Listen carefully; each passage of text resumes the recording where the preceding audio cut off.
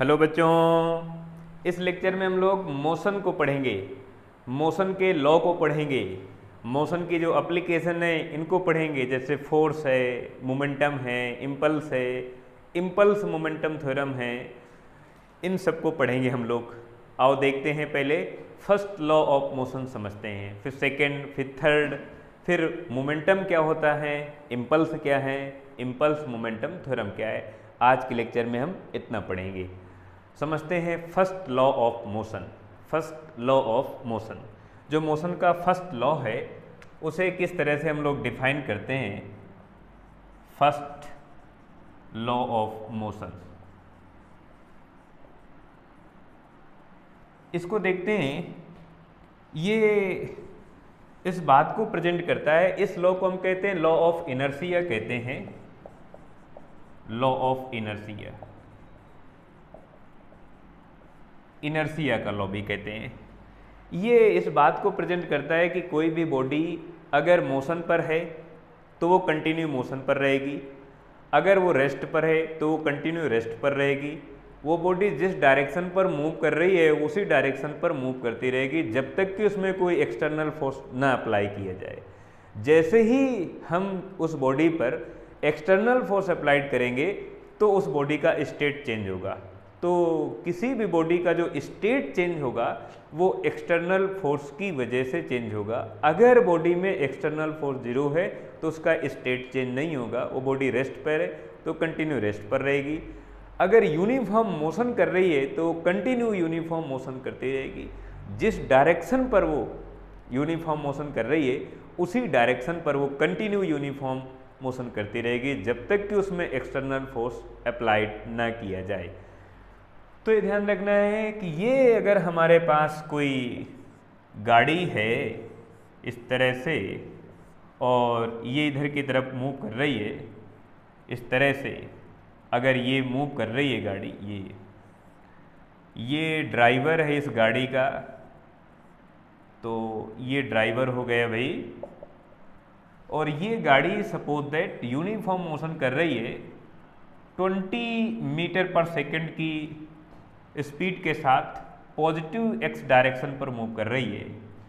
तो ये हो गई इसकी वेलोसिटी हो गई और ये यूनिफॉर्म मोशन कर रही है। अगर ये यूनिफॉर्म है, वेलोसिटी टाइम के रेस्पेक्ट में कांस्टेंट है। दूसरी गाड़ी हम देखते हैं कि ये हमारे पास है और ये कंप्लीट रेस्ट पर है, और अगर ये रेस्ट पर है तो इसकी भी वेलोसिटी कांस्टेंट है, इसकी भी वेलोसिटी कांस्टेंट है, इसकी जीरो है, ये भी कांस्टेंट, इसकी ये 20 मीटर पर सेकंड है, ये भी कांस्टेंट है। इन दोनों केस में वेलोसिटी जो बॉडी की है वो कांस्टेंट है। और अगर वेलोसिटी कांस्टेंट होती है, किसी भी पार्टिकल की अगर वेलोसिटी कांस्टेंट है टाइम के रेस्पेक्ट में, तो उस वेलोसिटी का जो कांस्टेंट वैल्यू है उस कांस्टेंट की वजह से उस पार्टिकल का जो एक्सेलरेशन है वो एक्सेलरेशन जीरो होता है। तो हम देखेंगे इन दोनों केस में जो वैन है इनकी वेलोसिटी कांस्टेंट है और कांस्टेंट वेलोसिटी होने की वजह से एक्सेलरेशन जीरो होगा। एक्सेलरेशन ऑफ द बॉडी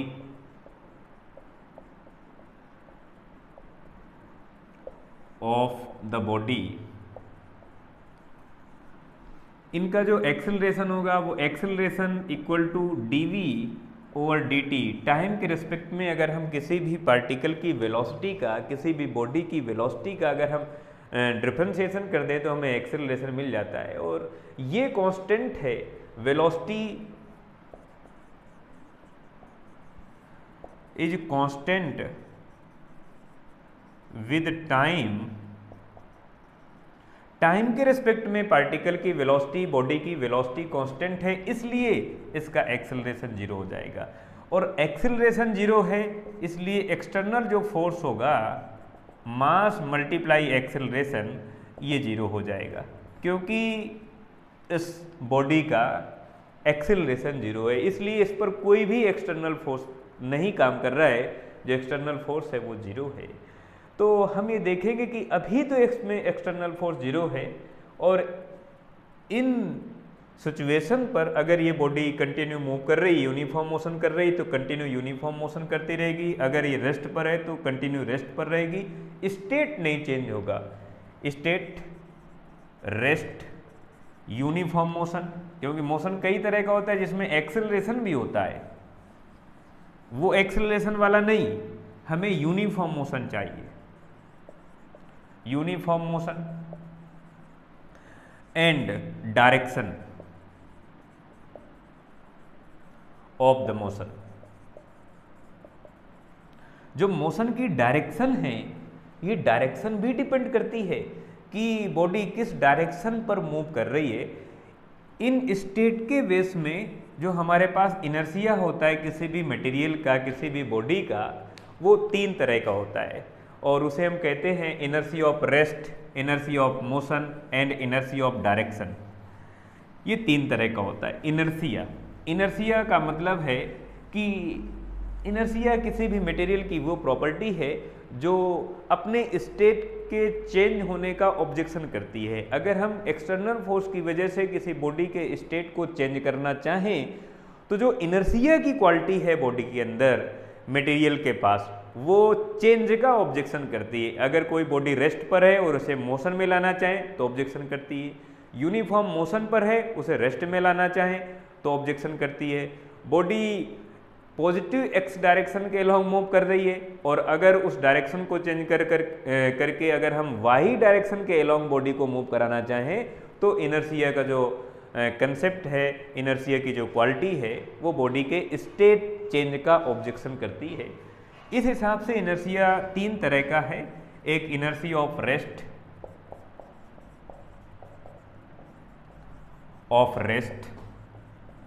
ये रेस्ट का इनर्शिया है। इनर्शिया ऑफ मोशन, और तीसरा है inertia of direction.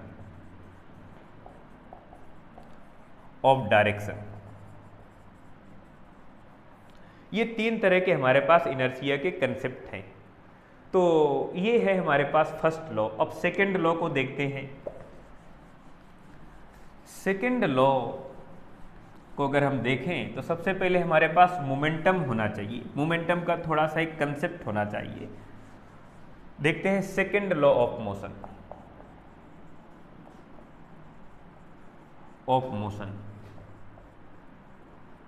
Second law of motion को देखने के लिए, समझने के लिए सबसे पहले हम मोमेंटम का एक छोटा सा एक कंसेप्ट देख लेते हैं। Linear momentum. लीनियर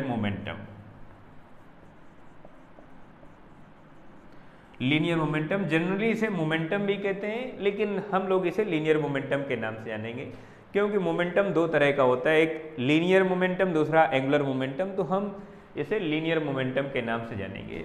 ये होता क्या है, अगर कोई बॉडी ये है और इसका मास m है, इसकी वेलोसिटी v है, तो मास और वेलोसिटी का जो मल्टीपल वैल्यू आती है, उस मल्टीपल वैल्यू को हम मोमेंटम कहते हैं। मास और वेलोसिटी की जो मल्टीपल वैल्यू होती है उसे हम लोग मोमेंटम कहते हैं, लीनियर मोमेंटम कहते हैं, क्योंकि वेलोसिटी को हम डिस्प्लेसमेंट के फॉर्म में लिख सकते हैं, डिस्प्लेसमेंट के जैसा लिख सकते हैं। तो P = m और इधर ds/dt इस तरह से लिख सकते हैं। या अगर हम हर एक डायरेक्शन के अलोंग इसे लिखना चाहें तो P = m और dr/dt ऐसे लिख दें। फिर x एक्सिस के अलोंग लिखें तो Px = m dx/dt वेक्टर।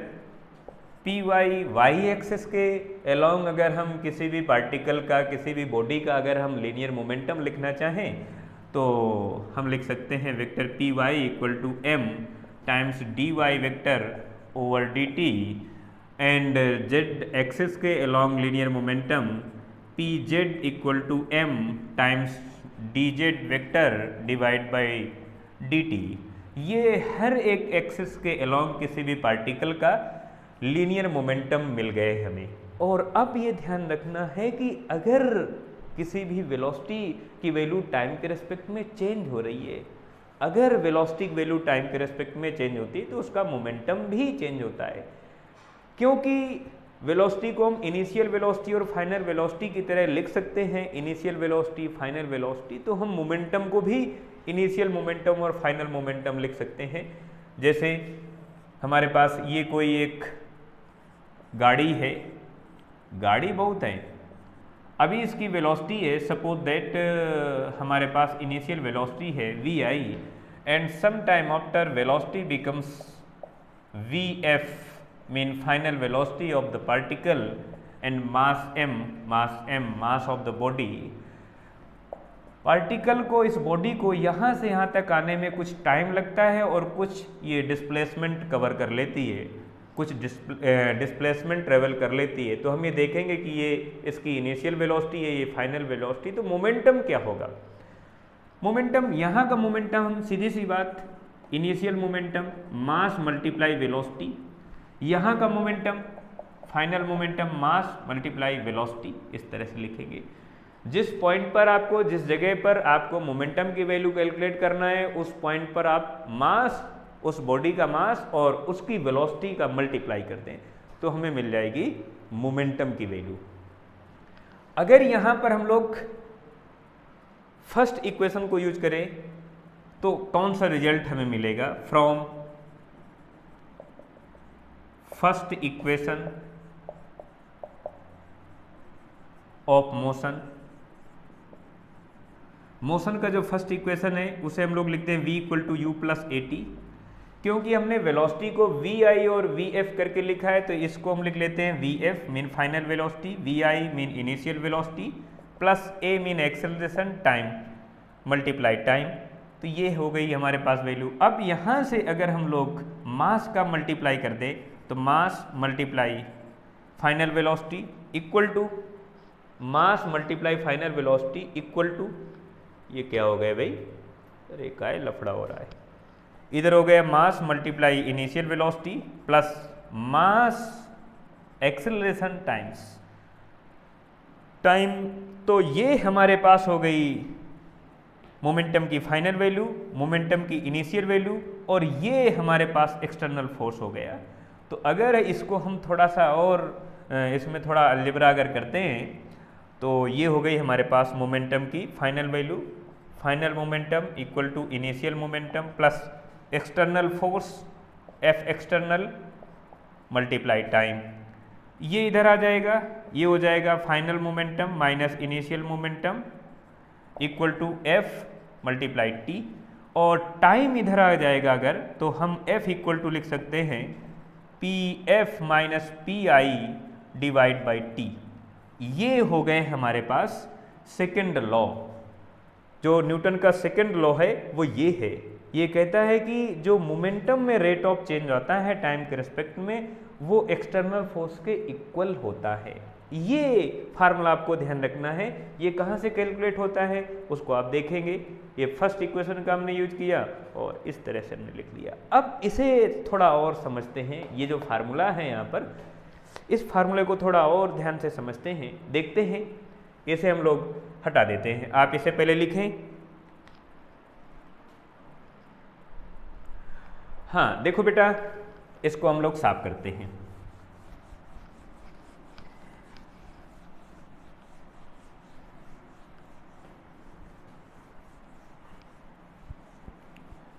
ये हमारे पास आ गया एक्सटर्नल फोर्स की जो वैल्यू आ गई वो आ गई final momentum minus initial momentum divide by time. इसे लिख सकते हैं F equal to delta P divide by delta T, ऐसा लिख सकते हैं। या अगर हम लोग इंस्टेंटेनियस फोर्स की वैल्यू कैलकुलेट करना चाहें तो F equal to D P over D T लिख सकते हैं। और अगर ऐसा करें तो आपको ये भी पता है कि P इक्वल टू होता है mv। यहाँ पर वैल्यू पुटअप करेंगे external force d by D T और P की value m times vector v। m बाहर आ जाएगा, वो इधर हो जाएगा F M D V over D T. और आपको पता है कि D V over D T acceleration होता है, तो इसकी जगह अगर हम लोग एक्सेलरेशन लिखेंगे ये हो जाएगा m मल्टीप्लाई ए। ये फिर से वही हमारे पास जाना पहचाना फार्मूला बन गया। जो आप लोगों ने सुना होगा, देखा होगा कि अगर हम एक्सटर्नल फोर्स को लिखते हैं तो मास मल्टीप्लाई एक्सेलरेशन लिख देते हैं। तो ये इस तरह से प्रूफ होकर आता है। अब अगर हम इसकी डिफिनीशन लिखें, डिफिनीशन लिखेंगे, external force is always directly proportional to rate of change of linear momentum of the particle of the body with respect to time. Mean external force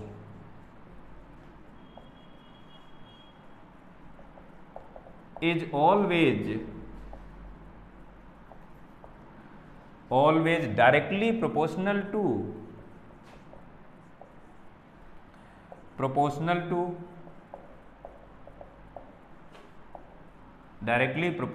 to rate of change of linear momentum,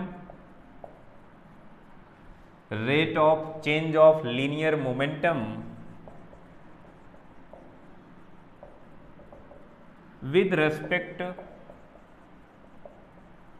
to time, time के respect में जो linear momentum में change आता है उस change को ही हम कहते हैं एक्सटर्नल फोर्स। अगर यहां से हम यही कहें कि इसके मोमेंटम में कोई चेंज नहीं आता है, इसका इनिशियल मोमेंटम फाइनल मोमेंटम के इक्वल है, तो ऐसा कब होगा? अरे भाई मोमेंटम को तुम लिखते हो मास मल्टीप्लाई एक्सेलरेशन, मोमेंटम को लिखते हो मास मल्टीप्लाई वेलोसिटी। किसी भी पार्टिकल के मोमेंटम को तुम लिखते हो मास मल्टीप्लाई वेलोसिटी। अगर वेलोसिटी नहीं चेंज, मास तो चेंज नहीं हो रहा है, यहां पर हम वेरिएबल मास सिस्टम तो पढ़ नहीं रहे, मास नहीं चेंज हो रहा है। अगर वेलोसिटी चेंज होगी तभी ये चेंज होगा। अगर ये कांस्टेंट है तो ये भी कांस्टेंट है। तो अगर मैं कहूं कि ये इनिशियल और फाइनल मोमेंटम दोनों सेम है तो इसका मतलब उसकी वेलोसिटी में कोई चेंज नहीं आया। और अगर ये सेम है तो F की वैल्यू 0 मिल गई, मीन एक्सटर्नल फोर्स 0 मिलेगा। कब? जब उसके मोमेंटम में कोई चेंज ना आए। मोमेंटम में चेंज नहीं आ रहा है, इसका मतलब उसकी वेलोसिटी में कोई चेंज नहीं आ रहा है। वेलोसिटी में नहीं चेंज आने का मतलब है कि वेलोसिटी कांस्टेंट है और पार्टिकल या तो रेस्ट पर है, अगर रेस्ट पर नहीं है तो यूनिफॉर्म मोशन कर रहा है किसी कांस्टेंट वेलोसिटी के साथ। 10 मीटर पर सेकेंड, डायरेक्शन भी कांस्टेंट है, डायरेक्शन भी नहीं टाइम के रिस्पेक्ट में चेंज हो रही है। तो ये हमारे पास सेकेंड लॉ है न्यूटन का। अब थर्ड लॉ पढ़ते हैं जिसे एक्शन एंड रिएक्शन लॉ कहते हैं। इसे देखते हैं, थर्ड लॉ ऑफ मोशन। जो मोशन का थर्ड लॉ है उसे देखते हैं।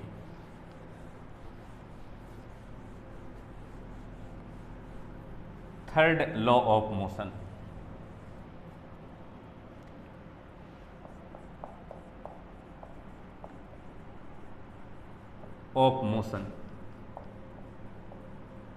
जो थर्ड लॉ ऑफ मोशन है इसे एक्शन एंड रिएक्शन लॉ कहते हैं।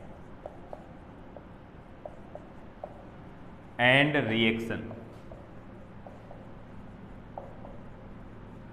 एक्शन एंड रिएक्शन लॉ ऐसा होता है कि अगर कोई भी एक बॉडी किसी दूसरी बॉडी पर फोर्स लगाता है तो दूसरी बॉडी भी पहली बॉडी पर सेम मैग्नीट्यूड का फोर्स अप्लाई करता है, लेकिन दोनों फोर्स की डायरेक्शन अलग अलग होती है।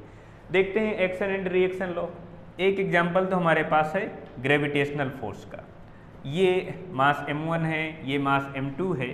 m1 ने m2 पर जितना फोर्स लगाया m2 भी m1 पर उतना ही फोर्स लगाता है, F12 और F21। दोनों का जो फोर्स है वो सेम मैग्नीट्यूड का है बट दोनों की डायरेक्शन अपोजिट है। तो एक को हम कहेंगे एक्शन फोर्स, दूसरे को कहेंगे रिएक्शन फोर्स। ये एक action force and reaction force का एक फार्मूला हो गया। ध्यान रखना है कि दोनों का जो मैग्नीट्यूड होगा, दोनों फोर्स का जो मैग्नीट्यूड होगा वो सेम होगा। और इसे यहाँ पर हम लोग लिखेंगे capital G m1 m2 divide by r square. ये डिस्टेंस बिटवीन बोथ ऑब्जेक्ट, जो दोनों ऑब्जेक्ट हैं, दोनों ऑब्जेक्ट के बीच की जो डिस्टेंस है उस डिस्टेंस को हम लोग r कह रहे हैं। दोनों की डायरेक्शन अपोजिट है। आप देखेंगे कि F12 की डायरेक्शन जस्ट अपोजिट है F21 से, दोनों एक दूसरे को अट्रैक्ट कर रहे हैं। ये ग्रेविटेशनल फोर्स का कंसेप्ट है जिसे हम लोग एक्शन एंड रिएक्शन पेयर को समझ सकते हैं। दूसरा कंसेप्ट देखते हैं हम लोग, हमारे पास है एक कूलाम फोर्स का कंसेप्ट। इलेक्ट्रोस्टैटिक्स फोर्स का जो कंसेप्ट है उससे हम लोग एक्शन एंड रिएक्शन फोर्स का कंसेप्ट देखते हैं। कूलाम फोर्स,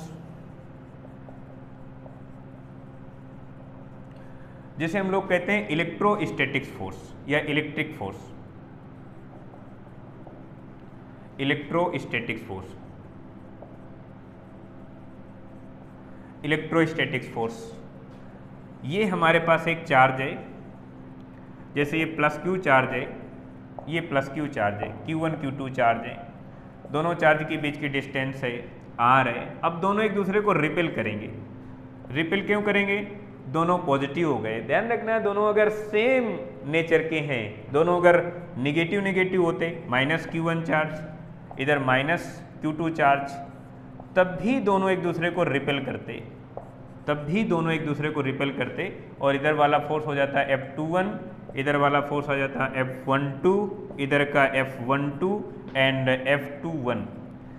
ये आप जो देख रहे हैं फोर्स F12 एंड F21, ये दोनों एक दूसरे को अट्रैक्ट कर रहे हैं या रिपेल कर रहे हैं। यहाँ पर तो खैर रिपल्सन है, और अगर मैं यहाँ पर एक माइनस Q1 चार्ज और अगर इधर की तरफ मैं प्लस Q2 चार्ज रखूँ तो दोनों एक दूसरे को अट्रैक्ट करेंगे।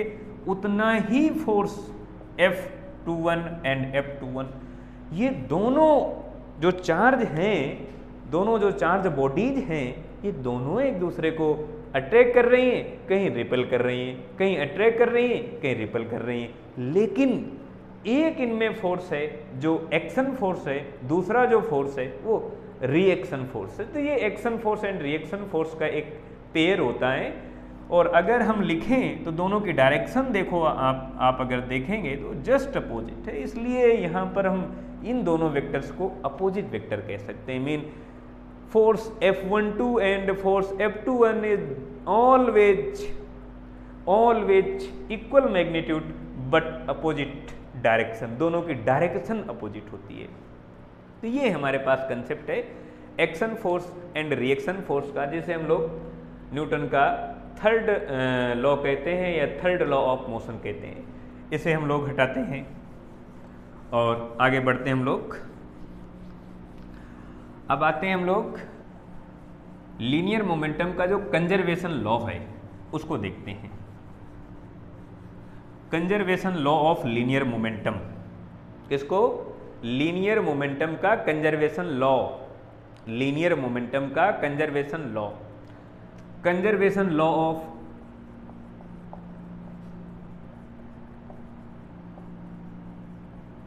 Of linear momentum.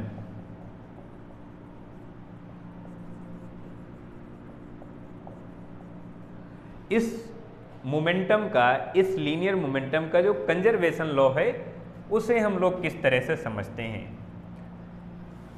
देखो, if external force applied on the system on the any mechanical system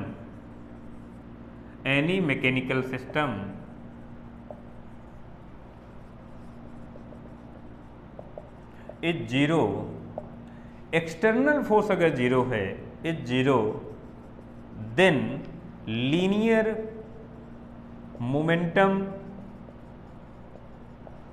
of the mechanical system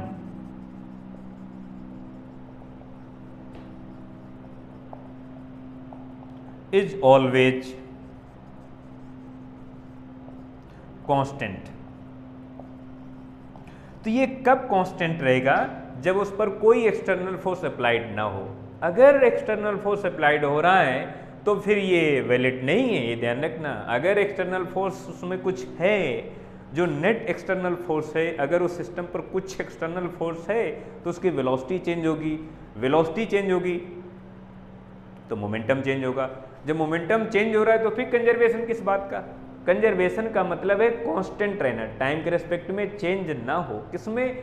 linear momentum. तो कब पॉसिबल होगा? जब ये बात पॉसिबल है तब ऐसा होगा। अब इसका फार्मूला हम लोग देखते हैं। ये हमारे पास एक्सटर्नल फोर्स का फार्मूला है, F external equal to dP/dt। और अगर मैं कहता हूँ एक्सटर्नल फोर्स की वैल्यू जीरो है, इफ जीरो, अगर ऐसा है तो ये जीरो होने की वजह से dp/dt जीरो हो गया। अब आप देख रहे हैं कि मोमेंटम का जो डिफरेंशिएशन है टाइम के रिस्पेक्ट में वो जीरो आ रहा है। तो ये कब जीरो आता है? जब मोमेंटम कांस्टेंट होता है। किसी भी चीज़ का अगर हम डिफरेंशिएशन करें और वो जीरो मिले तो इसका मतलब वो वैल्यू कांस्टेंट है, वो क्वांटिटी कांस्टेंट है।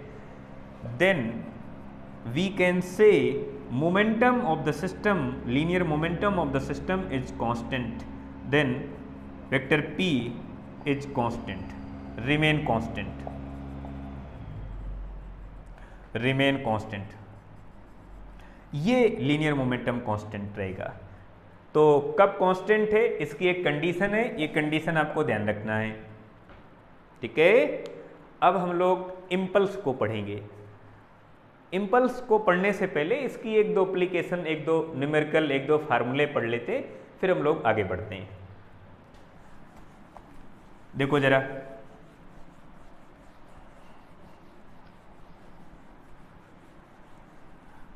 हमारे पास जो फोर्स और मोमेंटम का जो रिलेशन आया, relation between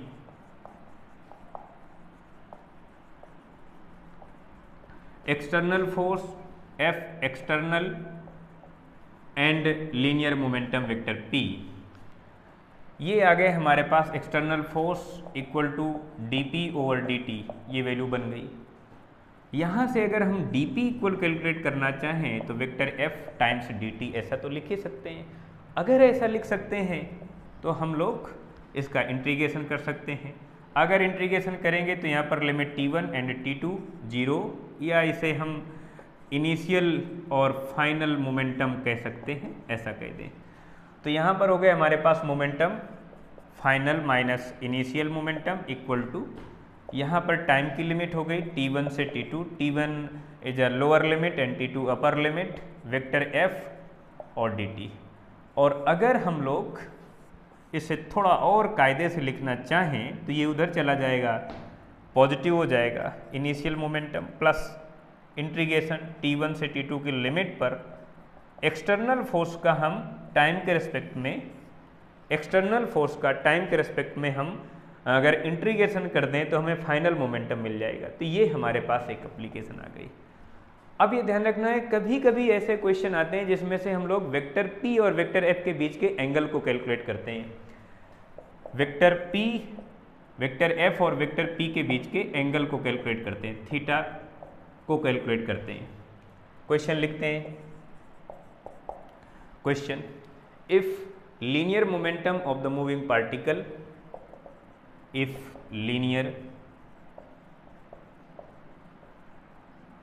linear momentum of the moving particle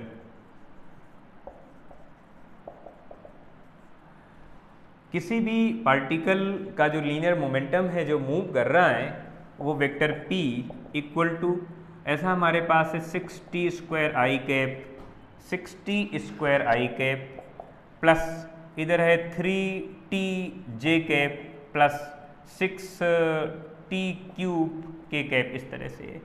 और इसका हमें बताना है फोर्स की वैल्यू बतानी है, एक्सटर्नल फोर्स की वैल्यू बतानी है। तो एक्सटर्नल फोर्स के लिए हम लोग कैलकुलेट कर लेंगे dp/dt से। तो p का जो हम लोग डिफरेंशिएशन करेंगे तो डिफरेंशिएशन करने से ये हमारे पास वैल्यू बन जाएगी 12t i cap, 12t i cap plus 3j cap plus ये हो जाएगा 18t स्क्वायर k कैप। ये मिल गया हमारे पास, फोर्स की वैल्यू आ गई, ये फोर्स की वैल्यू आ गई, एक्सटर्नल फोर्स की वैल्यू आ गई। अगर हमसे एंगल की वैल्यू कैलकुलेट करने के लिए कहा जाए, अगर हमसे एंगल की वैल्यू कैलकुलेट करने के लिए कहा जाए तो वहाँ पर एंगल से रिलेटेड हमारे पास कोई एक इक्वेशन होगी। कैसी इक्वेशन है?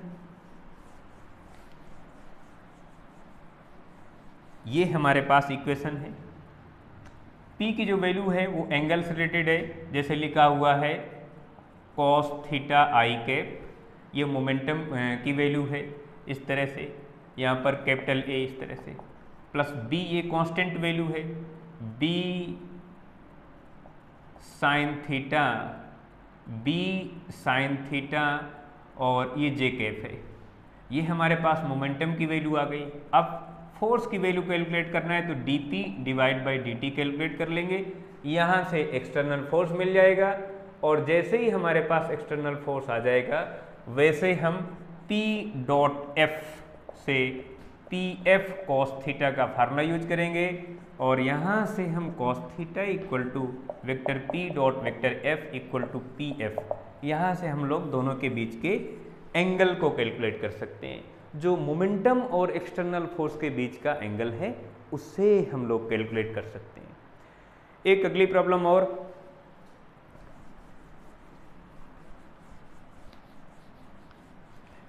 जैसे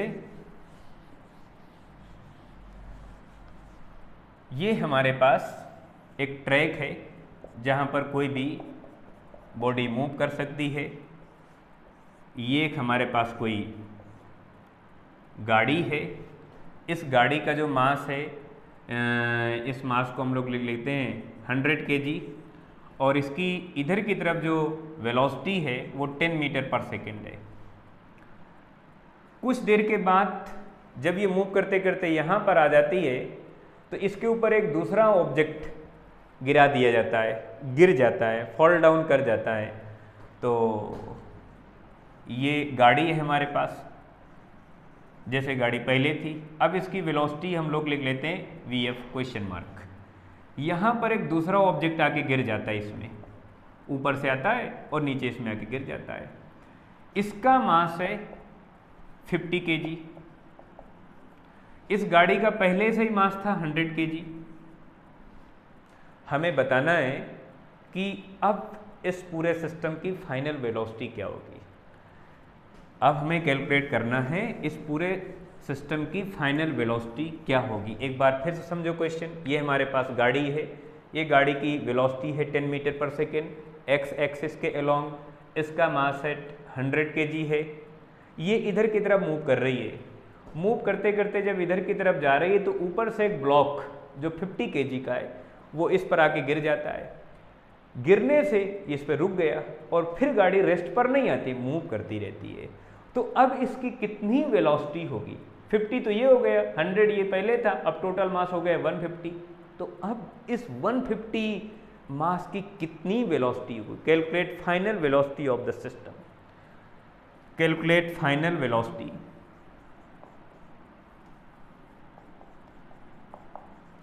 final velocity of the mechanical system. Mechanical system, इस मैकेनिकल सिस्टम की हम फाइनल वेलोसिटी कैसे कैलकुलेट करेंगे देखते हैं। हम लोग एनर्जी कंजर्वेशन लीनियर मोमेंटम के कंजर्वेशन लॉ को यूज करते हैं। From conservation law of linear momentum,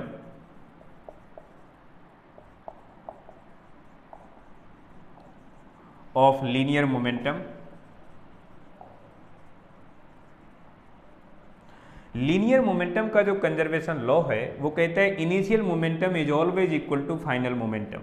initial linear is also equal to final linear momentum.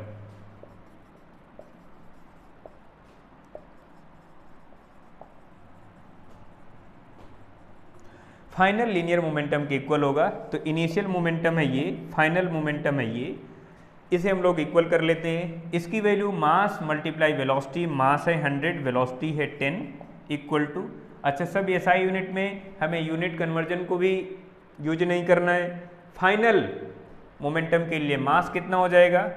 100 तो पहले ही था, 50 और आ गया और वेलोसिटी हमें कैलकुलेट करना है। इधर हो जाएगा इस तरह से 1000 बन जाएगा। इधर भैया हो जाएगा हमारे पास 150 और VF इधर से कट जाएगा। ये हो गया 100, इधर हो गया 15, 15, ये डिवाइडेशन में आ जाएगा। तो जो VF की वैल्यू आएगी, फाइनल वेलोसिटी आएगी वो 100, देखो जरा एक बार, 100 डिवाइड बाई 15 इस तरह से मीटर पर सेकेंड में। और अगर तुम 5 से डिवाइडेशन करना चाहो तो 5 से डिवाइड कर सकते हो, इधर आ जाएगा 20 और इधर हो जाएगा 3 हो जाएगा। अब हो जाएगा 20/3, यानी ये हमारे पास आ जाएगी। इसे और डिवाइड करना चाहते हो तो कर सकते हो। ये आ गई हमारे पास इसकी फाइनल वेलोसिटी। अब अगर हम इसे डिवाइड करेंगे तो ये वाली वैल्यू 10 से कम आएगी। इसलिए हम ये कह सकते हैं कि जो इनिशियल वेलोसिटी है वो ज़्यादा है as a compare to final velocity, क्योंकि इनिशियल हमारे पास 10 मीटर पर सेकेंड और फाइनल जो आई हमारे पास 20/3 आई है, 20/3 मीटर पर सेकेंड। तो ये इसको जब डिवाइड करेंगे तो 6 पॉइंट कुछ आएगा और ये 10 है, इसलिए ज़्यादा है। फाइनल वेलोसिटी कम है as a compare to initial velocity. अब इसके बाद हम लोग इसमें इम्पल्स को पढ़ते हैं। इसे आप लिखें जरा। इसके बाद इसमें हम लोग इम्पल्स को पढ़ेंगे, फिर इम्पल्स मोमेंटम एप्लीकेशन पढ़ेंगे। देखते हैं इम्पल्स क्या होता है। अगर हम किसी भी बॉडी को एक स्मॉल टाइम इंटरवल के लिए हिट करते हैं, स्मॉल टाइम के लिए किसी भी बॉडी पर, किसी भी ऑब्जेक्ट पर फोर्स लगाते हैं, स्मॉल टाइम इंटरवल के लिए अगर हम किसी भी बॉडी पर फोर्स लगाते हैं तो फोर्स और उस स्मॉल टाइम इंटरवल की जो वैल्यू आती है, उस वैल्यू की जो मल्टीपल वैल्यू होती है उसे हम लोग इम्पल्स कहते हैं। इम्पल्स, इम्पल्स की वैल्यू हम लोग पढ़ेंगे। इम्पल्स, तो इम्पल्स को समझने के लिए हम ये देखेंगे कि ये जैसे हमारे पास कोई एक दीवार है, ये दीवार है, किसी भी तरह से समझ सकते हैं हम लोग। जैसे ये दीवार है और इधर से कोई एक बॉल आती है, किसी एंगल पर आ सकती है, ये इधर बॉल आई, यहाँ से टकराती है और फिर इधर की तरफ ये आ जाती है। तो हमने देखा कि ये बॉल किसी स्मॉल टाइम के लिए इस वॉल के कांटेक्ट में रहती है। तो कितने टाइम इंटरवल के लिए ये गेंद और ये दीवार एक दूसरे के कांटेक्ट में रहती हैं, इस टाइम इंटरवल को हमने लिख लिया टाइम इंटरवल डेल्टा टी, इस तरह से लिख लिया। ये हमारे पास टाइम इंटरवल आ गया और इस बॉल ने, इस गेंद ने इस दीवार पर कितना एक्सटर्नल फोर्स लगाया, एफ एक्सटर्नल फोर्स है, ये एक्सटर्नल फोर्स है। इन दोनों की जो मल्टीपल वैल्यू आती है इसी को हम कहते हैं impulse I equal to external force multiply time interval, ये वैल्यू आती है। इसकी यूनिट अगर हम लोग लिखें तो न्यूटन मल्टीप्लाई सेकेंड, इस तरह से लिखेंगे। ये हो गई हमारे पास वैल्यू हो गई। तो इसे हम लोग कहते हैं इम्पल्स कहते हैं। और इसका जो ग्राफ हम लोग देखते हैं, ग्राफ इस तरह से आता है। ये एक्सटर्नल फोर्स है और इधर की तरफ हम लोग टाइम अगर लिखें तो ग्राफ इसका इस तरह से आता है, ये ग्राफ आता है। और स्मॉल टाइम के लिए ही ये फोर्स केवल अप्लाइड होता है इतना। यहाँ पर ये फोर्स की मैक्सिमम वैल्यू होती है। इसका अगर हम एवरेज फोर्स देखें तो ये एवरेज फोर्स का ग्राफ आता है। जो एक्सटर्नल फोर्स है उसकी ये एवरेज वैल्यू को ये ग्राफ प्रेजेंट करता है। और ये जैसा है, जैसा फोर्स किसी भी बॉडी में अप्लाई हो रहा है, उस फोर्स को ये ग्राफ प्रेजेंट करता है। यहाँ से अगर हम इम्पल्स मोमेंटम थ्योरम को देखें तो देखते हैं impulse momentum application. Impulse momentum application, momentum application. बेटा इम्पल्स मोमेंटम एप्लीकेशन ये कहती है कि जो इम्पल्स की वैल्यू है वो मोमेंटम के चेंज के इक्वल होती है। मोमेंटम के रेट ऑफ चेंज के नहीं, मोमेंटम में कितना चेंज आया, टाइम के रेस्पेक्ट में नहीं, कितना चेंज आया, मोमेंटम में कितना चेंज आया, उस चेंज के इक्वल होगा इम्पल्स। इसको अगर हम लोग लिखें, impulse is always equal to change of linear momentum, linear momentum of the system is known as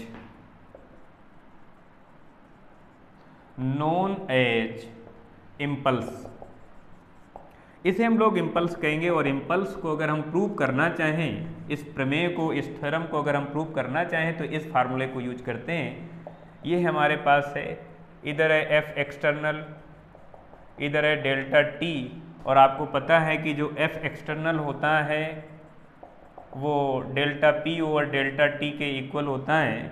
तो इधर हम लोग impulse equal to delta P over delta T times delta T, ये कैंसिल आउट हो जाएगा।